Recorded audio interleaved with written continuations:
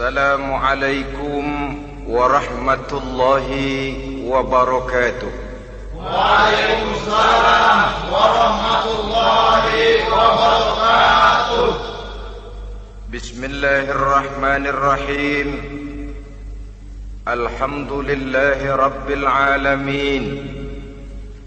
Wassalatu wassalamu ala ashrafil anbiya'i wal mursalin, imamil muttaqin, sayyidil ghurril muhajjalin, wa ala alihi wa ashabihil mujahidin at-tahirin.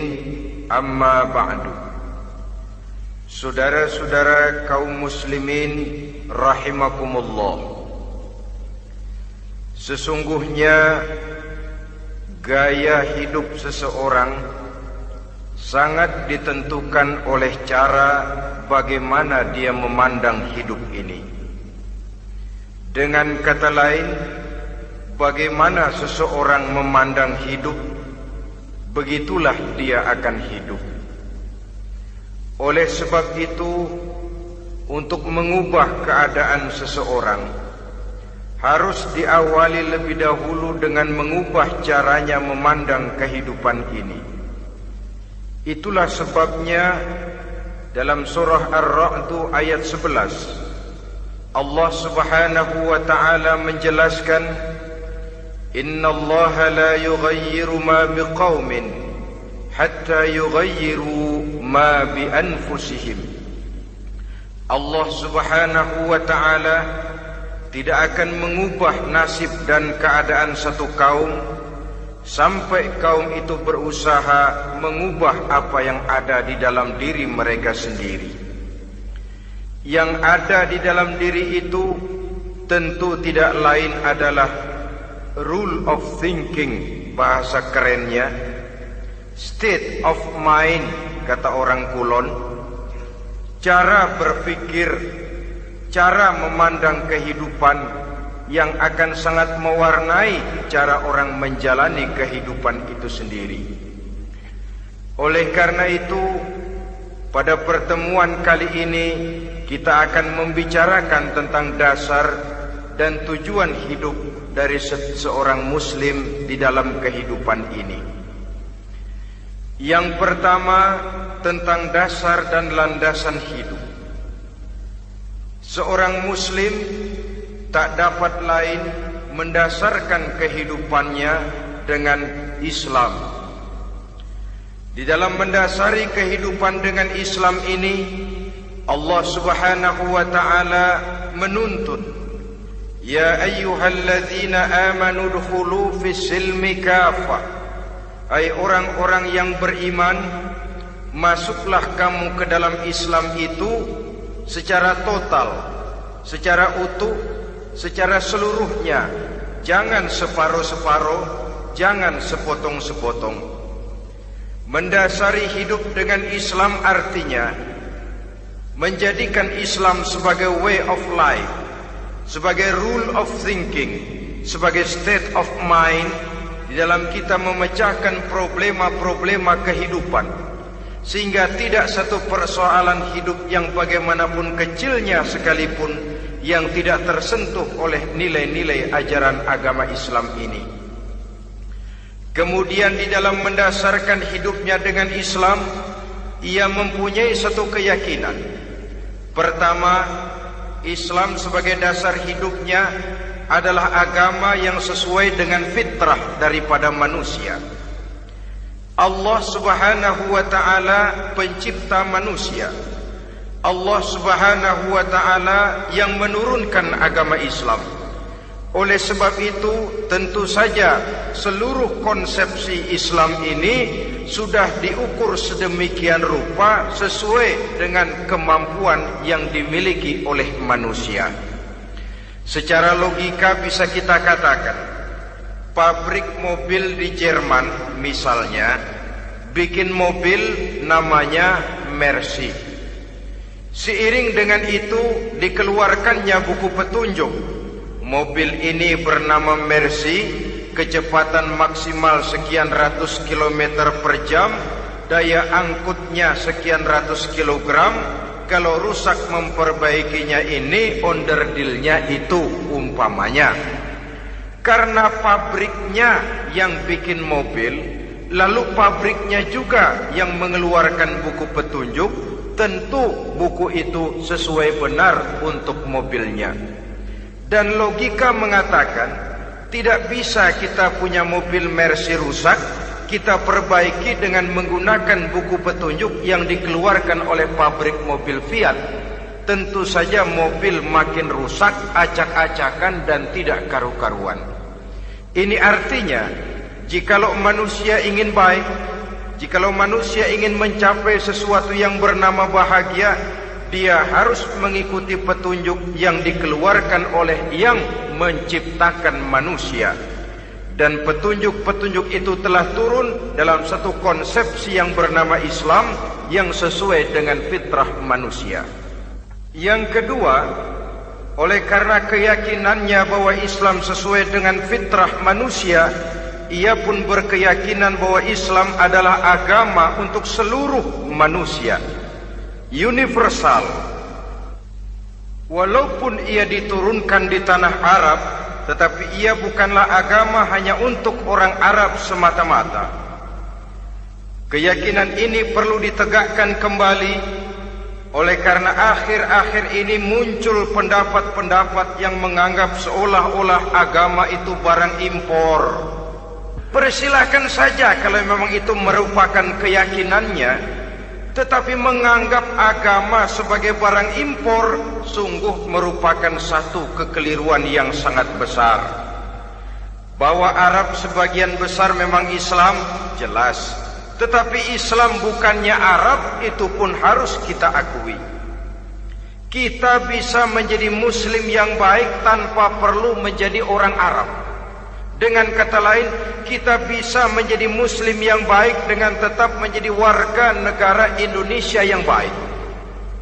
Bahwa Al-Quran diturunkan dalam bahasa Arab oleh karena memang ia turun di tanah Arab.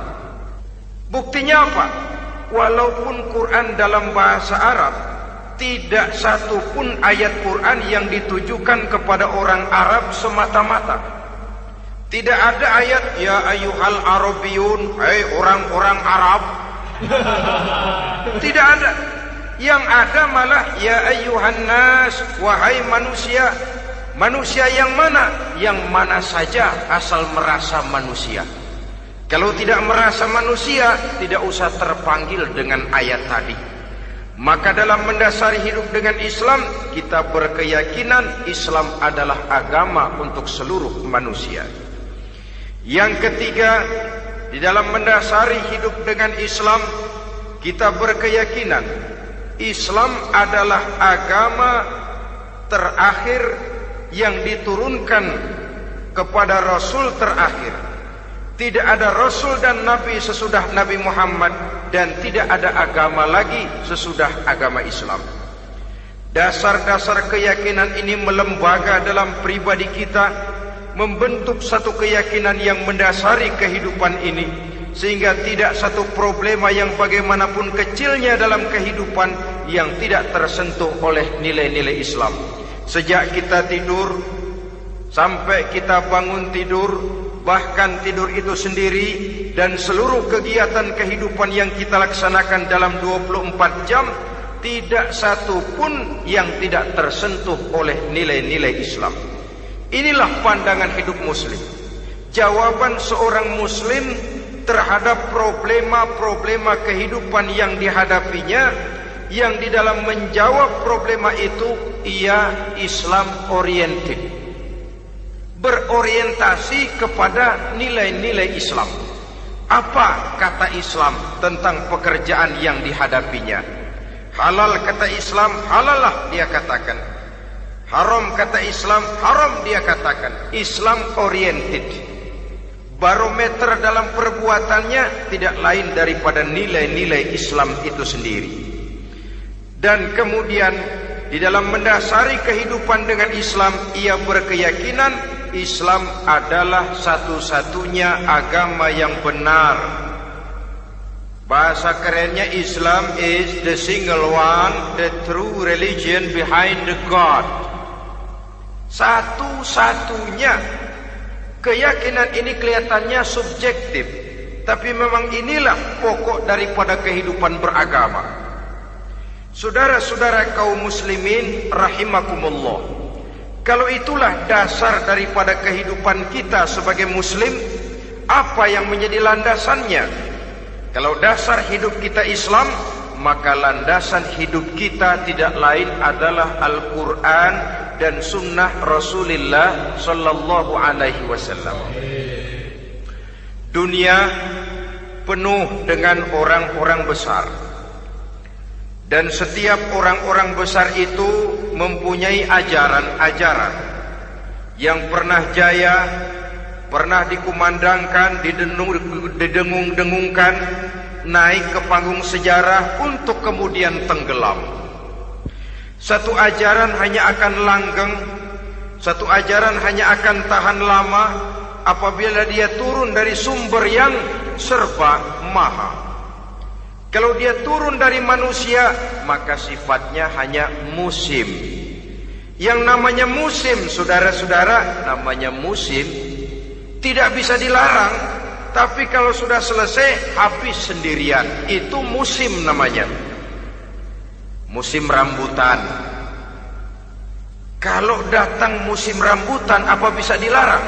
Gak boleh musim rambutan. Ya tidak bisa, dia akan tumbuh terus. Tapi manakala musimnya habis.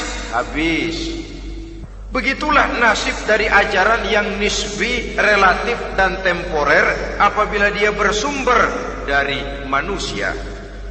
Maka satu ajaran hanya akan langgeng, tahan lama apabila dia turun dari sumber yang serba maha. Dan itu sudah turun bernama Al-Quranul Karim. Sedangkan sunnah, saudara-saudara, merupakan penjelasan dari apa yang oleh Quran tidak dijelaskan dalam bentuk yang detail, melengkapi apa yang oleh Al-Quran hanya disebutkan dalam bentuk garis besarnya saja. Baik Quran maupun sunnah kita sebut merupakan dasar, landasan yang primer. Sedangkan untuk memahami Quran dan sunnah, kita memerlukan pendapat-pendapat orang yang ahli di bidang itu. Dalam hal ini kita sebut saja dengan ulama. Dan ini merupakan sumber yang sekunder dari landasan hidup kita sebagai seorang muslim. Dua rel ini, Quran dan sunnah, merupakan landasan di mana kereta api Islam ini berjalan. Quran dan sunnah. Saudara-saudara kaum muslimin rahimakumullah, oleh karenanya marilah kita menjadikan Quran dan sunnah ini sebagai imam di dalam kehidupan kita. Bukankah Rasulullah sallallahu alaihi wasallam pernah memberikan pilihan, man ja'alal Qur'ana amamahu qadahu ilal jannah wa man ja'alal Qur'ana khalfahu saqahu ilan nar. Siapa yang meletakkan Quran di depannya, dijadikannya Quran sebagai imam dan dia sebagai makmum, maka Al-Quran akan membimbing dia ke surga. Ya, surga di dunia ini, lebih-lebih lagi surga di akhirat nanti. Sebaliknya, wa man ja'alal Qur'ana khalfahu, siapa yang meletakkan Quran di belakangnya, dia belakangi ajaran dan konsepsi Al-Quran, dia tinggalkan perintah-perintah Al-Quran, maka Al-Quran yang dibelakanginya itu akan mendorong dia ke neraka. Neraka dunia, lebih-lebih neraka di akhirat nanti. Pilihan terserah kita. Jikalau kita mau menjadikan Quran sebagai imam, artinya kita menjadi makmum. Resikonya dimanapun, makmum wajib ikut imam. Imam takbir, makmum takbir, imam ruku, makmum ruku, imam i'tidal, makmum i'tidal. Jikalau Quran imam kita dan kita adalah makmum, maka itu berarti jikalau ke barat komando Quran, ke barat kita pergi.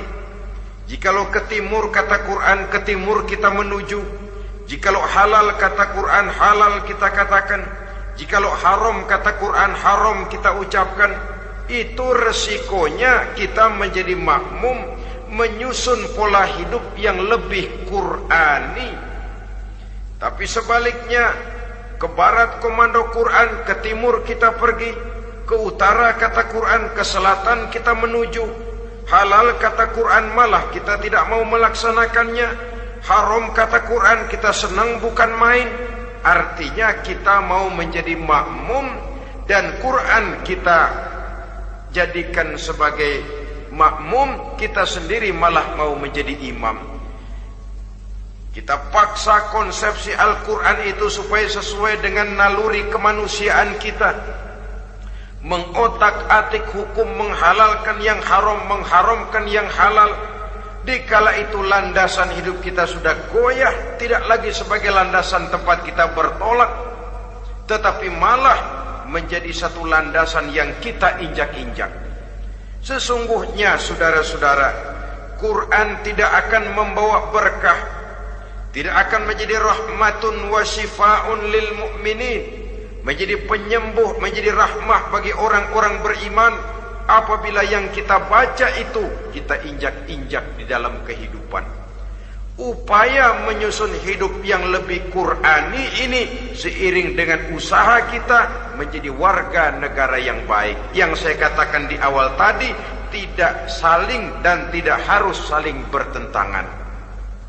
Jadi dengan demikian, dasar hidup kita sebagai muslim adalah Islam, dan landasan hidup kita tidak lain adalah Al-Quran dan sunnah Rasulullah Sallallahu Alaihi Wasallam. Ini landasan tempat kita bertolak. Ini yang mewarnai gaya kehidupan kita. Apapun yang mau kita lakukan, tempat kita bertanya lebih dahulu Quran dan sunnah. Saya mau melakukan pekerjaan ini, apa kata Quran? Saya mau pergi ke tempat ini, apa kata Quran? Saya mau berusaha dengan mengerjakan perusahaan ini, apa kata Quran? Merupakan landasan daripada kehidupan kita. Ini yang saya katakan tadi, membentuk rule of thinking, state of mind, bahwa gaya kehidupan kita diwarnai oleh landasan hidup yang bertumpu pada ajaran Al-Quranul Karim dan sunnah Rasulullah Sallallahu Alaihi Wasallam. Baiklah ya, ini yang pertama tentang dasar dan landasan hidup. Yang kedua tentang tujuan hidup. Kalau sudah ada landasan tempat kita bertolak, lalu kemana pantai yang akan kita tuju? Mau apa sih kita hidup ini? Berleha-leha, menjalani acara rutin, bangun tidur sampai tidur lagi, kemudian besok begitu lagi, sampai menunggu datangnya sang ajal? Atau ada satu tujuan yang akan kita capai di dalam kehidupan ini? Apabila kita teliti, maka Al-Quran mengajarkan tujuan hidup setiap muslim pada dasarnya ada dua. Pertama, kita sebut saja tujuan jangka pendek. Tujuan jangka pendek itu sasarannya dunia sekarang ini. Bentuknya horizontal. Targetnya agar setiap pribadi muslim menjadi rahmatan lil alamin, rahmah bagi lingkungannya. Inilah yang oleh agama dinamakan hablum minan nas, yang isinya adalah ilmu dan peradaban. Jadi dunia dan seluruh isinya merupakan tujuan jangka pendek saja.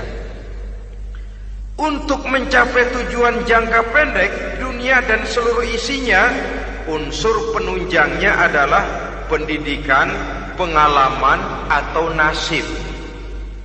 Makin tinggi pendidikan, makin mudah menjangkau hidup.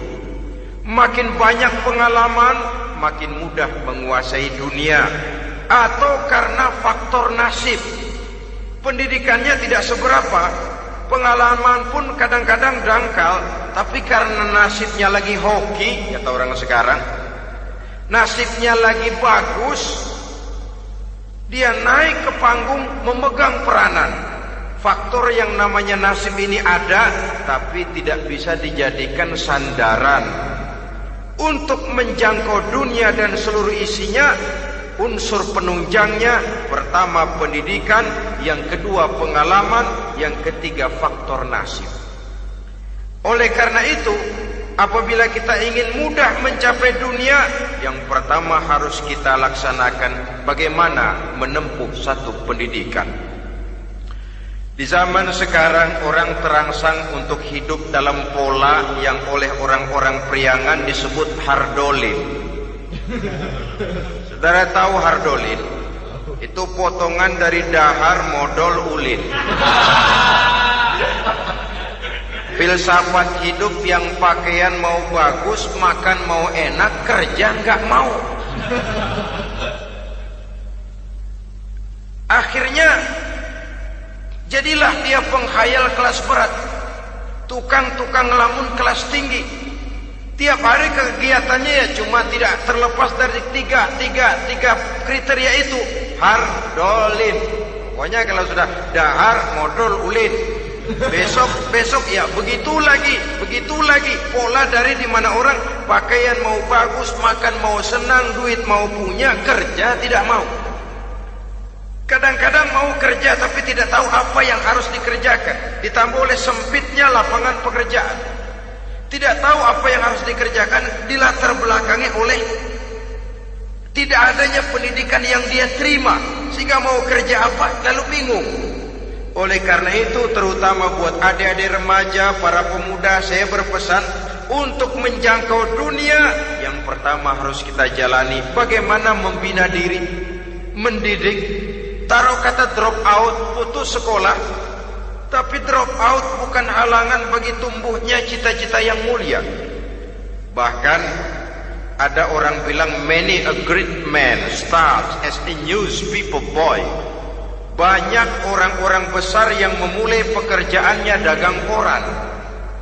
Putus sekolah bukan merupakan halangan bagi tumbuhnya cita-cita yang mulia. Dan tidak sedikit orang-orang besar yang tidak keluaran perguruan tinggi. Tidak sedikit orang-orang besar yang tidak merupakan produk dari perguruan tinggi tertentu. Tapi kerajinannya belajar, banyak membaca, banyak bergaul, autodidak. Syukur kalau masih bisa menempuh pendidikan yang formal. Kekurangan ekonomi, kemiskinan keluarga jangan menjadi penghalang bagi tumbuhnya cita-cita yang tinggi untuk menempuh karier pendidikan yang baik. Ini memang pahit. Tapi bagaimanapun kata orang, lebih baik makan singkong beneran daripada makan roti ngimpi. Artinya jikalau memang perlu, lebih baik sekolah sambil dagang koran, nyemir sepatu, parkir mobil, daripada hardolin itu tadi. Tanpa prospek hari depan yang ada artinya.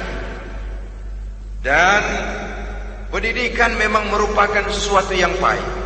Tapi tanpa ini, rasanya kita akan sulit untuk menjangkau dunia tersisih di pojok-pojok kehidupan.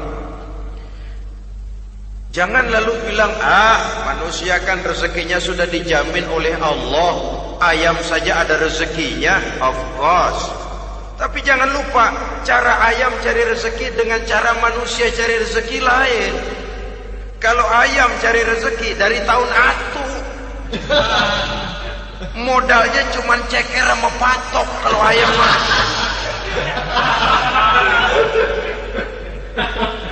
asal bisa nyeker, bisa matok, ayam dapat rezeki. Pokoknya kertok dah. Tapi manusia cari rezeki, dia harus cari lapangan kerja. Lapangan kerja sulit. Sudah dapat lapangan kerja, harus punya keahlian. Untuk memperoleh keahlian, harus dengan pendidikan. Berhadapan lagi dengan saingan-saingan, karena pasaran tenaga kerja tiap tahun puluhan, kalau tidak ratusan ribu pasaran tenaga kerja yang masuk lapangan kerja. Ini kenyataan. Semakin ke depan, oleh tingginya tensi ekonomi, oleh persaingan hidup yang makin tajam, oleh makin menggejalanya pola pikir industrialis yang membuat manusia individu, nilai-nilai semacam ini akan terasa makin berat. Oleh karenanya, tanpa pendidikan sulit untuk menjangkau dunia. Yang kedua, pengalaman, tenaga expert. Sehingga orang mengatakan experience is the best teacher. Pengalaman adalah guru yang paling bijaksana. Dengan pengalaman kita makin dewasa. Dan orang sering mengatakan kegagalan hakikatnya adalah keberhasilan yang tertunda. Jangan takut gagal, kalau itu akan mengantarkan kita kepada pola hidup yang lebih dewasa, lebih tegar, lebih sanggup menghadapi kesulitan-kesulitan. Dan faktor yang ketiga, nasib. Kadang-kadang orang pendidikannya tidak ada, kadang-kadang pengalamannya tidak seberapa, tapi karena nasib, engkongnya misalnya jadi komandan Hansip, dia naik jadi anggota Hansip. Itu karena faktor nasib saja. Yang ketiga ini ada, tapi tidak bisa dijadikan sandaran dalam arti bahwa kita lalu mengandalkan nasib. Lo nanti udah gede mau jadi apa? Gua sih gimana nasib aja dah. Jadi orang syukur, jadi gembel nasib. Tidak bisa kita menghadapi hidup dalam satu alur spekulasi. Tidak bisa kita menjalani skenario kehidupan ini dengan bersikap untung-untungan.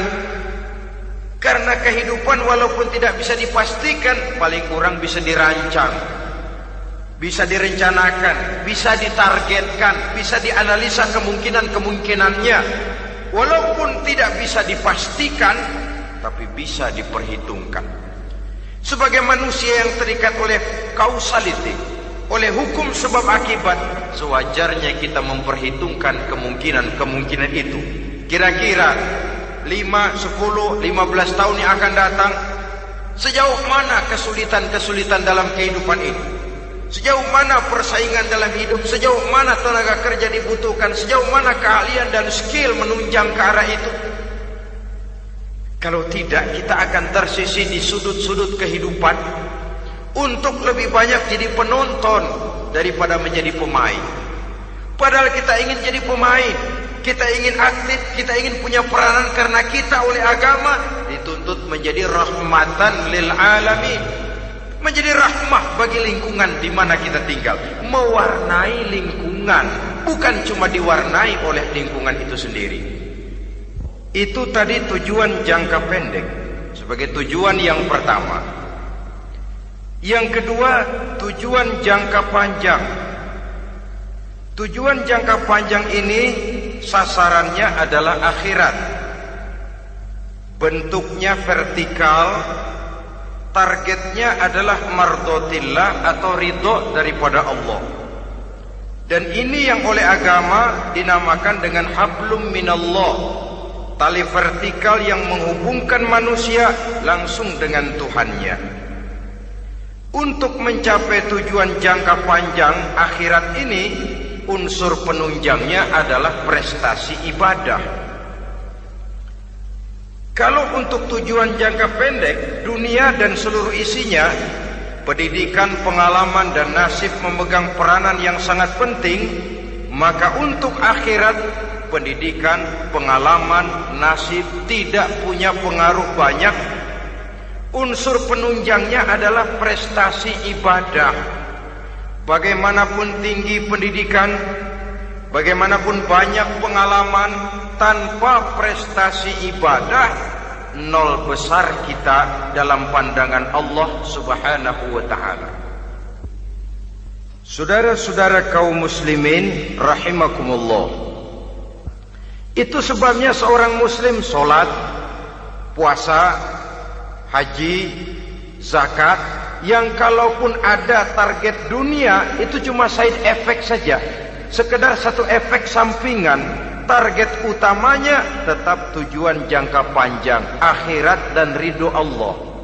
Kenapa kita sholat? Untuk mencari ridho Allah. Kenapa kita laksanakan ibadah haji? Untuk mencari ridho Allah. Kita bangun di keheningan malam untuk mencari ridho Allah.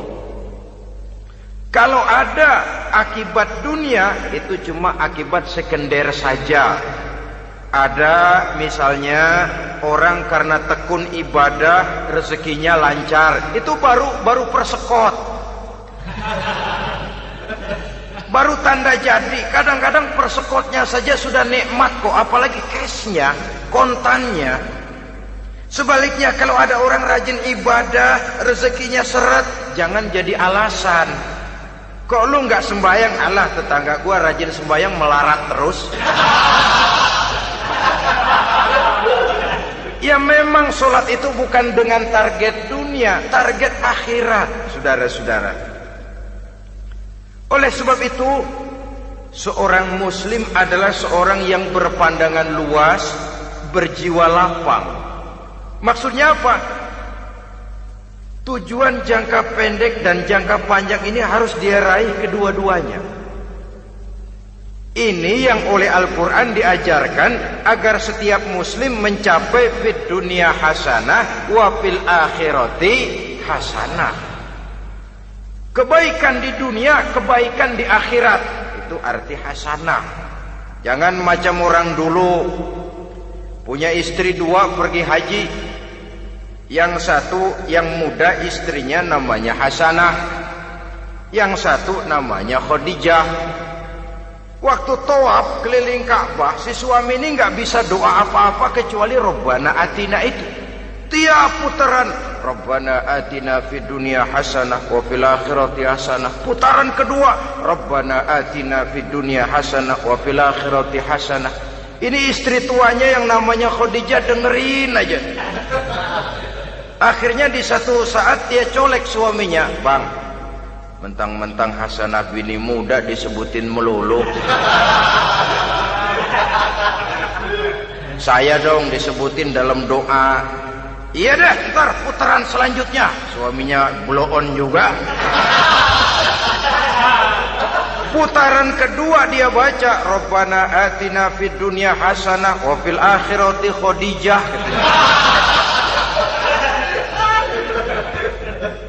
Saudara-saudara, itu makna refleksi daripada doa tadi itu, doa sapu jagat.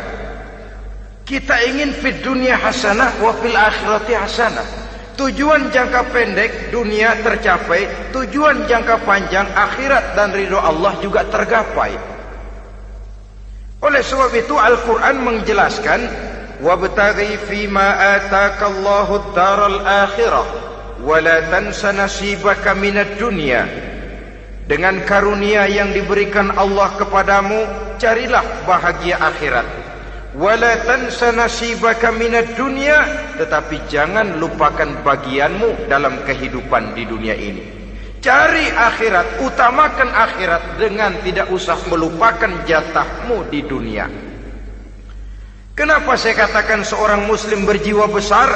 Sebab andai kata dia gagal mencapai tujuan jangka pendek, andai kata dia gagal di dunia, dan dia oleh Islam diajarkan jangan sampai gagal, tapi andai kata dia gagal, dia masih punya tujuan jangka panjang, akhirat dan ridho Allah.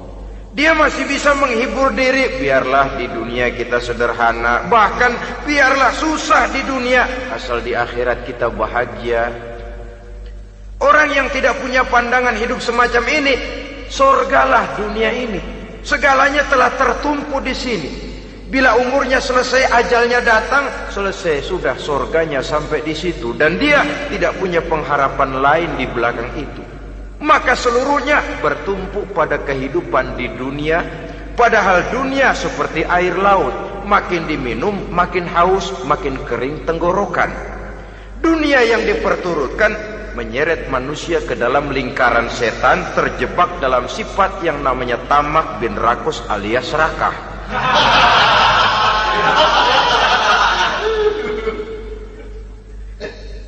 Andai kata dia gagal untuk tujuan jangka pendek, dia masih punya tujuan jangka panjang, akhirat. dia masih sanggup berkata, biar di dunia kita sederhana, bahkan biar kebelangsak sengsara susah di dunia, asal di akhirat kita bisa bahagia. Kan masih ada harapan. Yang paling bangpak, paling rusak betul, sudah di dunia sengsara, di akhirat celaka. Di dunia rumahnya gubuk, pinggir kali miring, asal hujan bocor, utang selebar warung. Bayang kagak, ngaji enggak, puasa enggak, saban malam merit mulu. Saudara hadirin yang saya hormati, lalu kapan mau bahagia kalau sudah di sini susah, di sana akan susah juga. Ini yang pertama, seorang muslim, seorang yang optimis, berjiwa besar, luas pandangan. Kegagalan dia dalam jangka pendek tidak menyebabkan dia melupakan tujuan jangka panjang. Yang kedua, positifnya apa? Cara dia mencapai tujuan jangka pendek diwarnai oleh keyakinan adanya tujuan jangka panjang. Dia memang benar cari harta, tapi karena dia yakin ada akhirat, Allah ridho apa tidak? Ini positifnya. Saya memang cari duit, tapi dengan cara ini Allah ridho apa tidak? Saya memang ingin berpakaian yang rapi, tapi dengan tidak menutup aurat begini, Allah ridho atau tidak? Saya memang bergaul menghormati teman, tapi terjebak dalam minuman keras karena menghormati teman, Allah ridho apa tidak? Ini orang yang punya tujuan jangka panjang. Segalanya diberikan bingkai dengan pertanyaan, Allah ridho atau tidak? Keyakinannya terhadap tujuan jangka panjang mewarnai gaya hidupnya di dunia ini, mencapai tujuan jangka pendek tadi. Mau minum, Allah ridho apa enggak ini? Mau makan, yang saya makan Allah ridho apa enggak ini? Pendeknya apapun yang mau dia kerjakan, karena dia punya keyakinan tujuan jangka panjang, dia selalu menimbang terhadap ridho Allah tadi. Jadi tanpa prestasi ibadah, kita nol besar dalam pandangan Allah. Ini nilai manusia yang hakiki di sini. Ini makna inna akramakum indallahi atqakum. Di akhirat nanti kan tidak pernah akan disidang, kamu pendidikan setinggi apa? Tidak. Gelarmu berapa renteng? Profesor, doktor? Tidak. Akhirat hanya menyidang kau sholat atau tidak, kau puasa atau tidak, kau zakat atau tidak. Diberikan kamu harta yang banyak, dari mana kau dapat, kemana kau belanjakan. Prestasi ibadah itu yang ditanya. Setinggi apa pendidikan, sebanyak apa pengalaman, no problem, tidak jadi masalah di akhirat itu. Prestasi ibadah itu yang akan kita persembahkan di hadapan Allah. Itu makna inna akramakum indallahi atqakum. Kerbau dinilai dari dagingnya, makin gemuk makin mahal harganya. Tapi ada perkutut lebih mahal dari kerbau. Perkutut itu mahalan mentahnya loh daripada matangnya.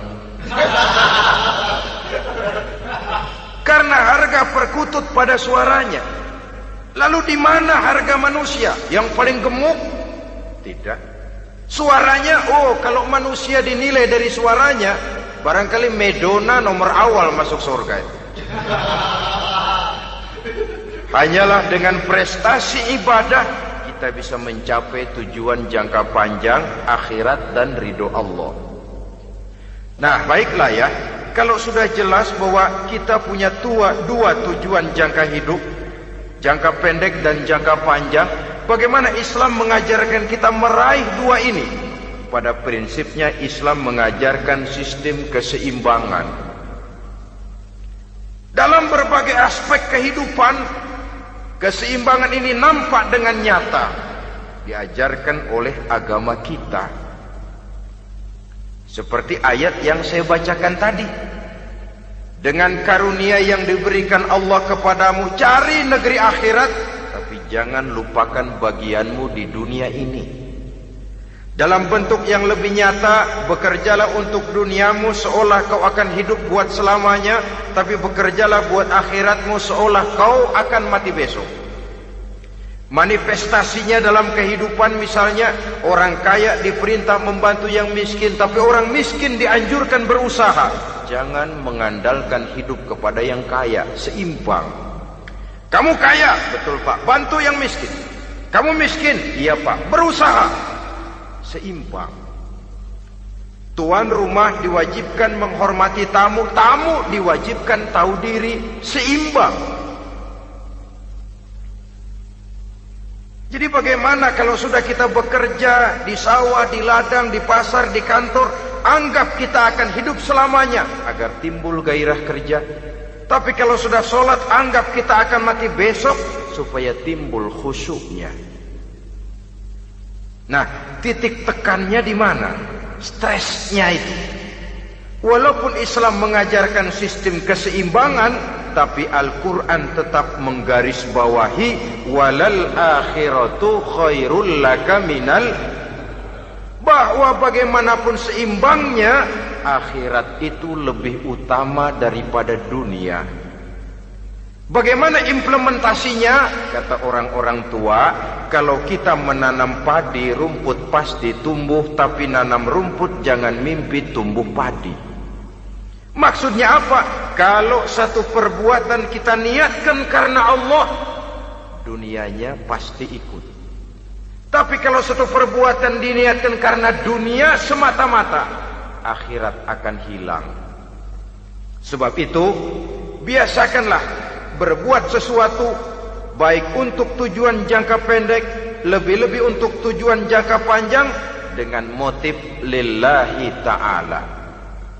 Jadi saya ulangi, satu perbuatan kalau sudah diniatkan karena Allah, dunia biasanya ikut. Tapi kalau diniatkan karena dunia semata-mata, akhirat akan luput. Padahal itu titik tekannya, walal akhiratu khairul laka minal ula. Saudara-saudara kaum muslimin rahimakumullah, ini tujuan hidup.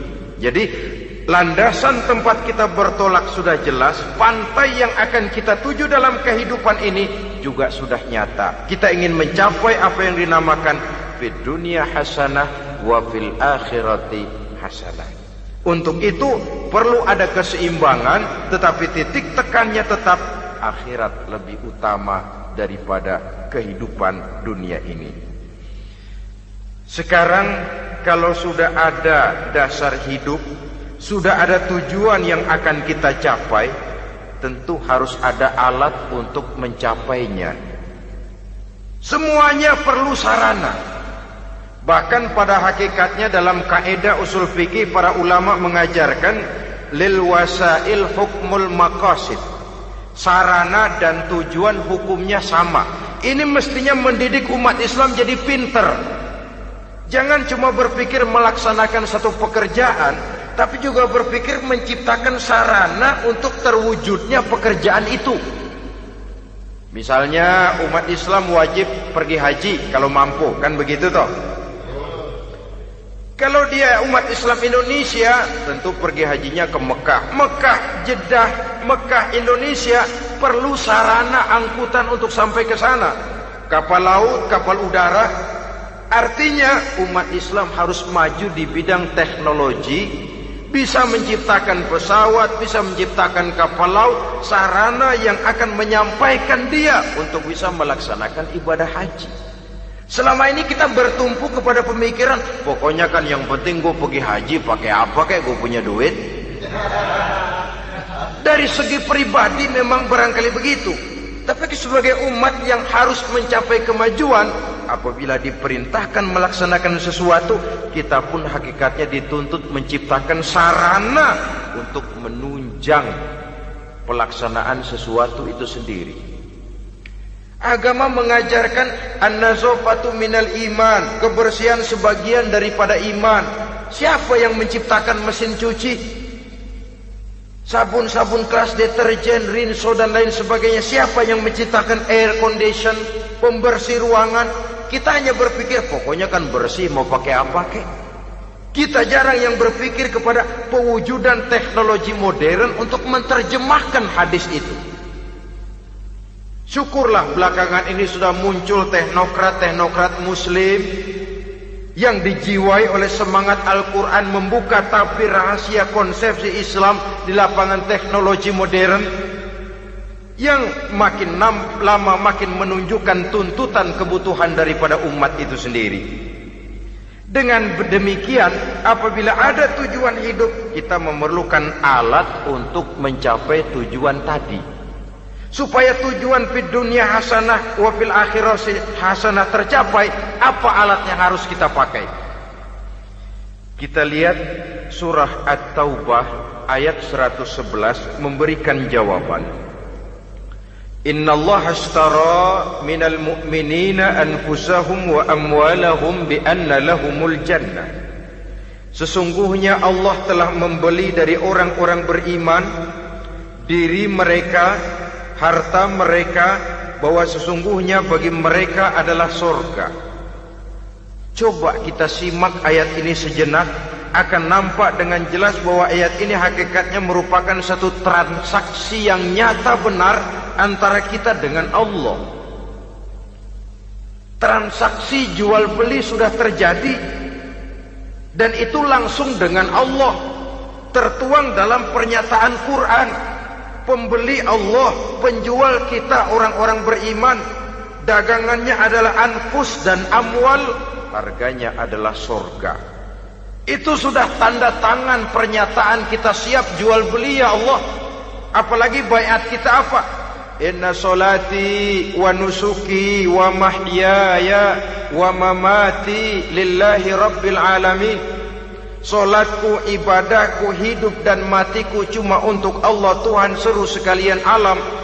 Minimalnya 5 kali sehari semalam baiat ini kita ulang dan kita ulang. Kenapa lalu kita tidak konsekuen? Dalam konteksnya dengan persoalan, maka alat hidup kita itu ada 2. Pertama, anfus. Ini bentuk mufrad dari jamaknya, bentuk jamak dari mufrad nafsun. Biasa diterjemahkan dengan diri. Yang dimaksud dengan diri adalah kepribadian. Yang dimaksud dengan kepribadian ialah kekayaan yang kita miliki dalam kepribadian kita. Artinya bisa tenaga, pikiran, konsep, gagasan, wewenang, ide, pangkat, jabatan, kemampuan, keahlian, skill, itu semuanya masuk ke dalam anfus, diri. Sedangkan amwal bentuk jamak dari mufrad malun, biasa diterjemahkan dengan harta.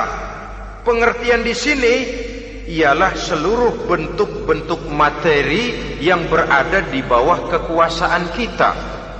Bisa rumah, bisa uang, bisa tanah, bisa kebun, bisa pabrik, bisa peternakan, itu semuanya amwal.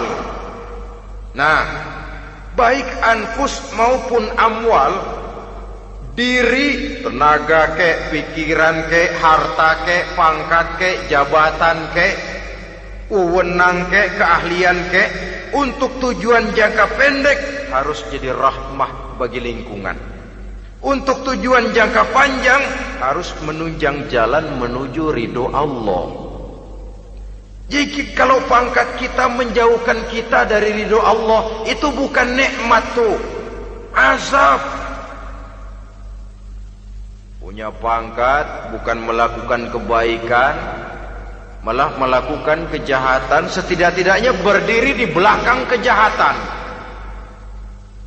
melindungi perbuatan-perbuatan munkar.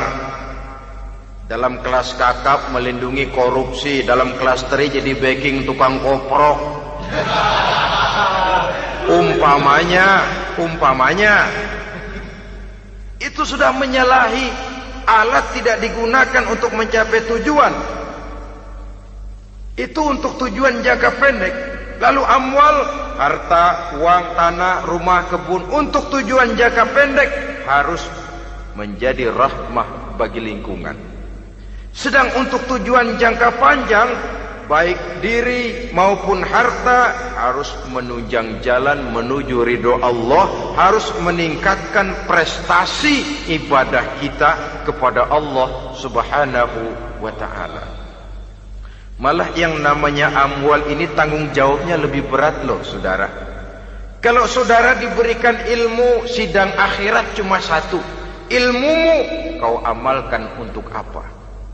Saudara diberikan umur panjang, pengadilan akhirat cuma bertanya satu, umurmu kau habiskan di mana? Tapi saudara diberikan harta, pertanyaan akhirat dua, hartamu kau dapat dari mana? Kau belanjakan kemana? Dari mananya dan kemananya ditanya, depan belakang. Kadang-kadang kan ada orang hartanya didapat dari jalan yang halal, dibelanjakan di jalan haram. Kerja peras keringat banting tulang setengah mati, begitu dapat duit beli buntutan, muter-muter kertas cari kode. Didapat dari jalan halal, dibelanjakan di jalan haram. Atau didapat dari cara yang haram, dibelanjakan di jalan yang baik. Menang judi, nyumbang pesantren. Nabi mengajarkan innallaha thayyibun la yaqbalu illa thayyib. Allah itu baik dan hanya menerima yang baik-baik saja. Tidak bisa mencuci kain dengan air najis. Kain akan tetap kotor. Saudara-saudara kaum muslimin rahimakumullah. Oleh karenanya masalahnya terpulang kepada kita, pandai-pandailah membagi orientasi. Suatu saat tenggelam kita dalam kesibukan dunia dan seluruh isinya untuk mencapai tujuan jangka pendek. Lain saat tenggelam kita memfanakan diri untuk mencapai tujuan jangka panjang, akhirat dan ridho Allah. Karena kehidupan ini bukan berjalan tanpa batas. Umur ini bukan satu karunia tanpa pertanggungan jawab.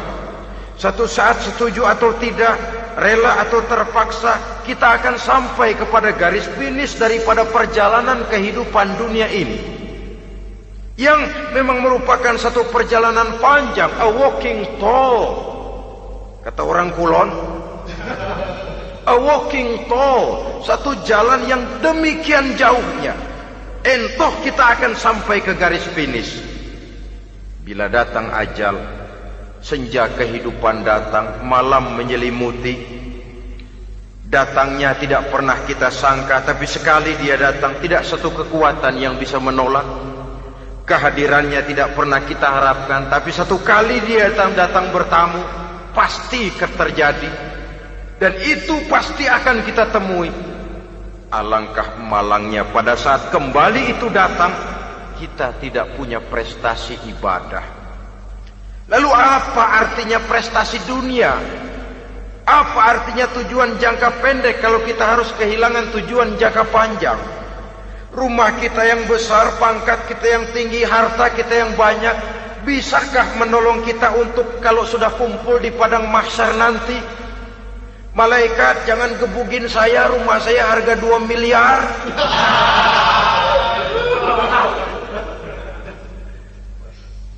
Sudahlah malaikat, damai saja, itu Rolls Royce saya.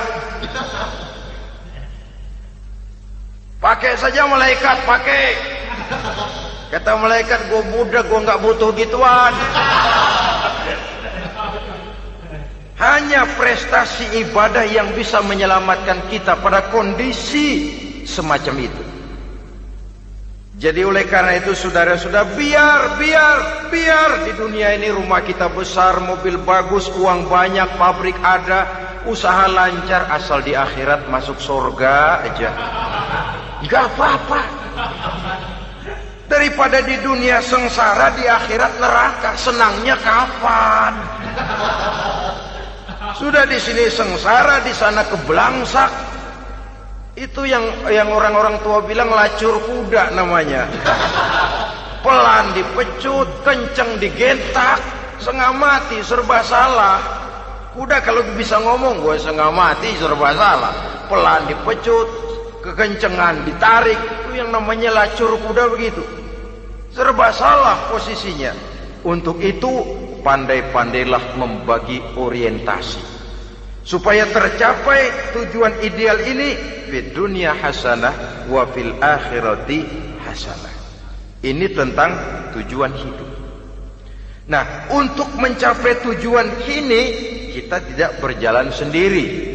Kita perlu teman hidup. Di samping teman hidup ada pula lawan hidup. Siapa teman hidup kita untuk mencapai tujuan hidup ini? Dalam arti sempit, teman hidup kita suami istri yang taat kepada Allah. Suami istri lebih dari sekedar satu pasangan, juga saling melengkapi, merupakan bagian daripada kehidupan. Suami adalah teman istri, istri adalah teman suami untuk mencapai tujuan hidup tadi, mencapai fid dunya hasanah wa fil akhirati hasanah. Seiring, seirama, selaras, serasi, seimbang, kata orang sekarang. Teman dalam arti sempit. Adapun teman dalam arti luas, setiap orang yang pandangan hidupnya sama dengan kita, setiap orang yang akidahnya sama dengan kita, terlepas dari suku bangsa apapun, warna kulit apapun, bahasa apapun, jikalau keyakinannya sama, pandangan hidupnya sama, dia adalah saudara kita dalam artian yang luas. Islam tidak kenal teritorial, maka tidak ada itu Islam Jepang. Ya walaupun secara formalnya ada, tapi informal Muslim adalah Muslim, diikat dengan akidah. Itu teman hidup. Lalu lawan hidup siapa? Pertama iblis, dalam segala bentuk dan implementasinya. Yang kedua, setiap orang yang pandangan hidupnya tidak sama dengan kita secara ideologis, itulah lawan hidup kita. Maka yang teman jadikan teman, yang lawan jadikan lawan. Jangan teman dijadikan lawan, lawan dijadikan teman. Itu namanya kopiah dipasang di kaki, pak bakyak naik ke jidat. Wajar kalau kepala lalu jadi benjol. Salah milih teman, salah cari lawan. Salah milih teman, salah cari lawan. Akibatnya kita yang akan susah di kemudian hari nanti. Saudara-saudara kaum muslimin rahimakumullah, oleh karenanya pandai-pandailah dalam hidup ini.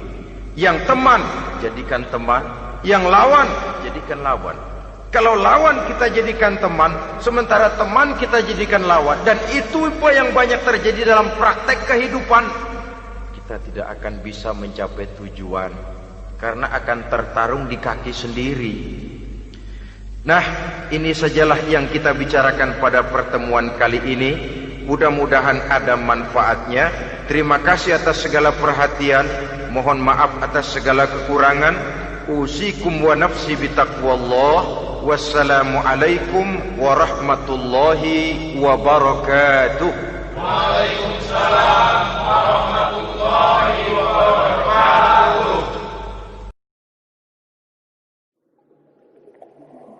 Mm-hmm.